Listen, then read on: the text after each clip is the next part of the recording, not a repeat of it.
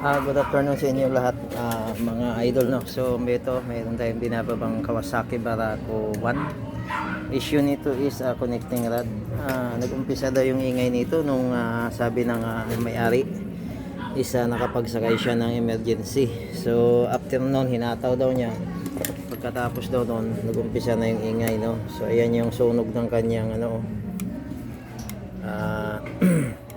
motor. Napakaganda, kulay kalawang.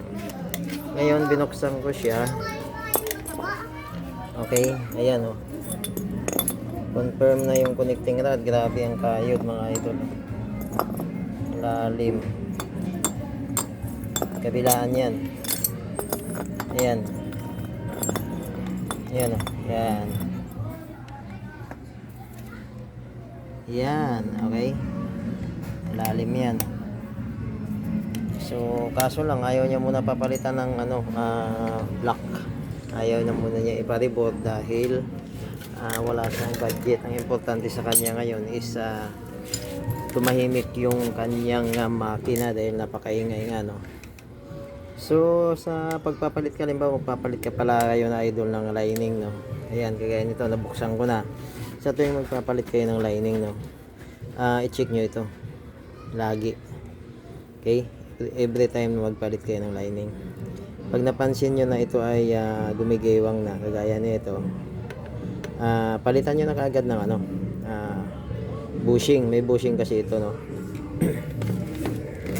Okay, hanapin ko yung ito. Tanggalin ko.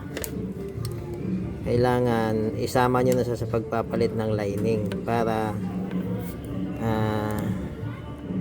hindi madama yung pagka napabayaan nyo kasi ito, no, ay ang nagiging cause na ito minsan mabubungi.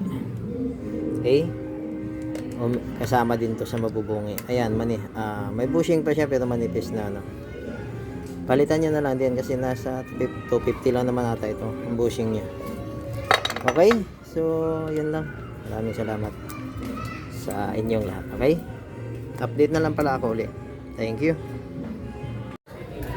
Good evening sa inyo lahat, mga idol, no. So ito na yung update sa ginawa nating Kawasaki Barako 1. Barako 1 yan, tangke lang Barako 2 na na maingay, no. So binaba natin to, no. Pinalitan natin siya ng connecting rod at saka side bearing, saka clutch, ito tawag nito, ayan, clutch hub.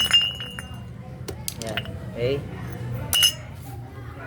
Ito yung nakapagsakay ng emergency, tinataw daw niya, tapos pagbalik niya maingay na. So ngayon natapos na natin siya. Ayan, okay. So pandarin natin. Umuwi lang yung may-ari. Tinignan yung niya. So nandun na yung asawa niya. Okay, try natin pandarin.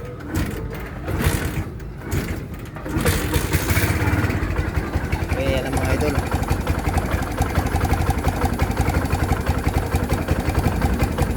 Balik na siya ulit sa dati niyang tunog na okay na siya.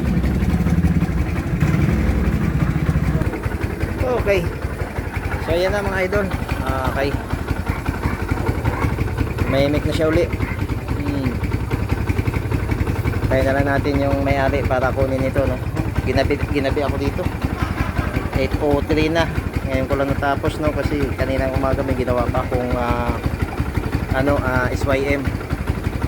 So i-upload ko na lang yun, no, mga idol, no, yung SYM na ginawa ko. So inuna ko lang ito upload, no. So antayin ko na lang yung may-ari, no. So hanggang dito na lang mga idol, no. Maraming salamat.